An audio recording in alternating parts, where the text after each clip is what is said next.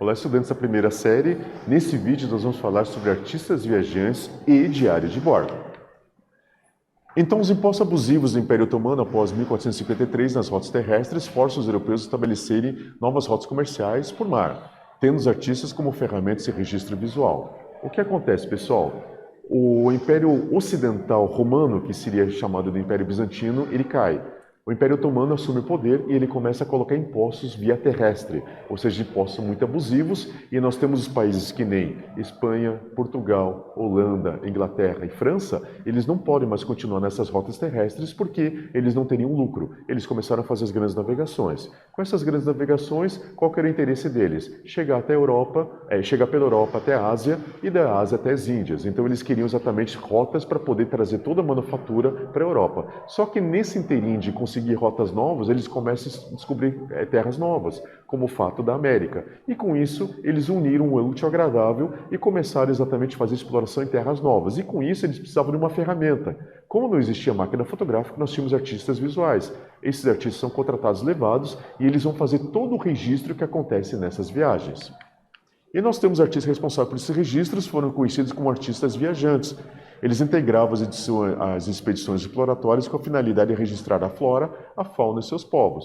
O que acontece? Como eu tenho agora terras novas, coisas novas, eu tinha que fazer um registro visual para que ficasse como um arquivo. Eu tinha que colocar que tipo de planta que eu teria nesse local novo, que tipo de frutas que podia ser uma nova alimentação para a Europa, que tipo de pessoas estão lá, quais são os seus costumes, qual é a sua história. E isso vai ser registrado pelos artistas visuais e também registrado pelo diário de bordo, que a gente vai falar um pouquinho mais para frente, que é exatamente o registro dos costumes de cada nação que está sendo descoberta nesse momento.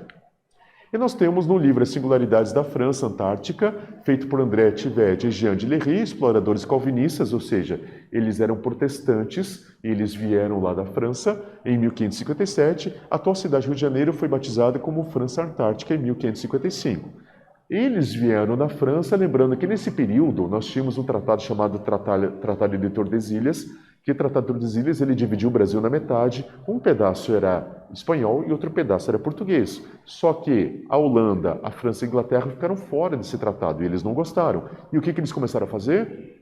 Eles pensaram, já que Portugal está lá, nós temos direito também. Os franceses vieram e chegaram até Rio de Janeiro. Por isso que o Rio de Janeiro tem esse sotaque diferente, influência francesa. E os franceses começaram a fazer uma colônia, tiveram apoio dos índios tamoio e começaram inicialmente a tentar fazer uma colonização. E com isso, o que eles fizeram? Esses exploradores começaram a desenhar essa França brasileira, vamos colocar dessa forma. E esses primeiros desenhos que foram levados para fora foram feitos por esses dois exploradores, André Thieve e Jean de Lery.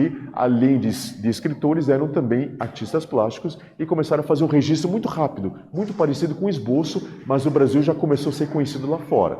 Logo em seguida, pessoal, vem a coleção Grande Voyage, Un Petit Voyage, de Théodore de Bry, de 1590 a 1634. Foram 13 volumes. Ele usou a gravura em metal nas suas ilustrações, tornando-as um produto internacional. O que acontece? O Brasil está popularizado, agora esses desenhos estão reunindo, estão sendo espalhados pela Europa, e o Debry, ele viu esse desenho e pensou, nossa, nós podemos fazer algo comercial. Debry nunca saiu da França, mas ele pegou os desenhos brasileiros e colocou, vamos colocar um upgrade nesse desenho brasileiro e fez em gravura. A gravura ela é uma coisa muito mais requintada, é feita uma impressão e ela pode ser reproduzida várias vezes, e agora os desenhos brasileiros se tornam um objeto vendável e começa a se tornar mais internacional. Só que o Debry ele começa a dar uma exagerada, começa a colocar monstros marinhos, começa a colocar índios grandes, mais aterrorizantes.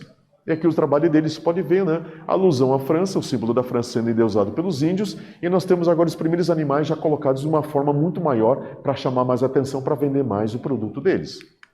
E nós temos Maurício Nassau, ele chega em Pernambuco, holandês também protestante, em 1637 e 1644, foi concretizado um legado iconográfico, ou seja, ele começa a colocar um Brasil holandês desenhado, e ele traz dois pintores, Albert Ecout e Frans Post, que eles são contratados como artistas e começam a retratar esse Brasil com a cara da Holanda. E nós temos artistas holandeses, eles têm o apego a mais o detalhamento, diferente do Renascimento italiano, então muito mais detalhes, trazendo assim uma pintura mais direta, que a pessoa pode ver exatamente como o Brasil era. E nós temos aqui os trabalhos deles, Albert Ecout, Pode ver que ele é bastante detalhado. E nós temos o Frampost, também bastante detalhado, trazendo esse Brasil como eles estavam vendo naquele momento.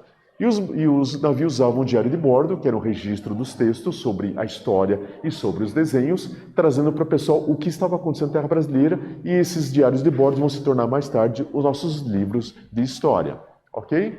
Pessoal, nesse vídeo nós falamos sobre artistas viajantes e o diário de bordo. Espero que vocês tenham gostado. Até a próxima vez. Tchau, tchau.